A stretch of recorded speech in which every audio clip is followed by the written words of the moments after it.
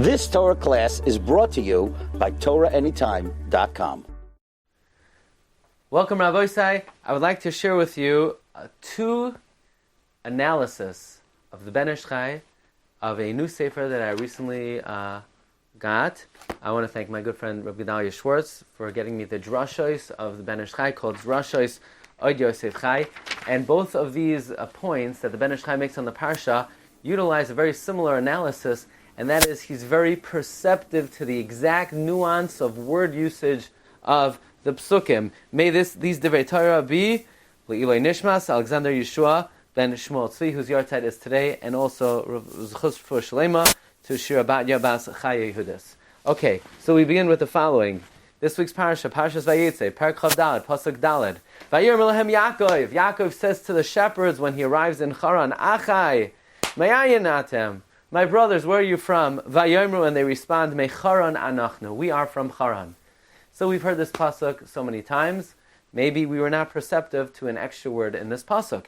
It says that the shepherds respond to Yaakov, Vayomer, and they say, Mecharan Anachnu. We are from Haran. The word Anachnu is completely unnecessary. Yaakov said, Vayomer Lohem Yaakov, Achai Me'ayin Atem. Where are you from? Vayomru. And they said, Mecharan Anachnu, we are from Haran. They should have just said, Vayomer Mecharan. It's not necessary to say the word Anachnu, we. Obviously he was talking to them, so it goes without saying that it's the we. They should just say, the pasuk should just say, Vayomer Mecharan. Why the word Anachnu? Well, the Ben Ish Chai says as follows. These shepherds realized that Yaakov Avinu was asking them some information, and he probably wanted to engage them in discussion and get information about the city and how things may have changed since the last time he or his family had been there. And they were not in the mood of conversation. They didn't want to have a lengthy discourse with Yaakov Avinu. So, when Yaakov said, Achai me'ayin atem, they responded sort of to brush Yaakov off, Mecharan anachnu, we're from Haran, but our parents are not from there, meaning we don't know too much about the city. Our ancestors are not from here. Our parents are not from there.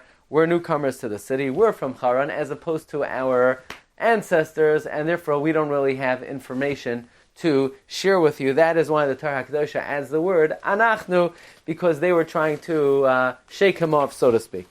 We move on. Perek Chav Tes, Pasuk Yud Aleph. Vayishak Yaakov l'Rachel. Yaakov kissed literally Rachel. And the Mefarshim are bothered. How was Yaakov Avinu allowed to kiss Rachel? Yes, Yaakov was related to her, but nevertheless, that doesn't mean that he was permitted to kiss her.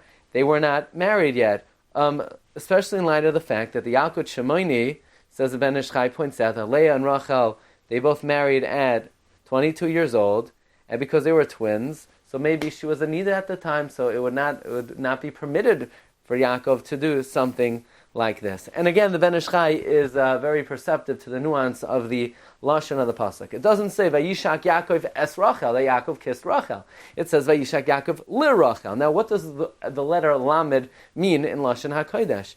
Well, the Ibn Ezra in Tehillim, Perek Chav, Pasuk Aleph, Perek Ayin Beis, Pasuk Aleph, again in Tehillim, points out that the letter Lamed in lashon hakodesh means al, like Zavulon l'choif yamim yishkoin. Zavulon l'choif yamim. On the seacoast he dwells, not to the seacoast, but rather al choif yamim. Li means al. Here too, it doesn't say Vayishak Yaakov es Rachel, but rather Vayishak Yaakov li Rachel. Li Rachel means upon Rachel, meaning on her beged, or upon her kippah, meaning upon her head covering, upon her head. Chas v'shom, he did not kiss Gufa shel Rachel. And that which it says in Bereshis Rabbah, Perek Ayin, Pasuk Yud, Parsha Ayin, Pasuk Yud Beis, Ois Yud Beis, that Yaakov Avinu heard from the onlookers that they were being suspectful of him in that he was Menashek Rachel. That is, they didn't really see carefully what transpired, but what did transpire was Vayishak Yaakov li Rachel, which means al Rachel, but not es Rachel. So again, here we see two examples where the Ben Ish Chai is being very perceptive to the nuance of Lashon, Anachnu, and li Rachel. Have a terrific day. You've just experienced another Torah class brought to you by TorahAnytime.com.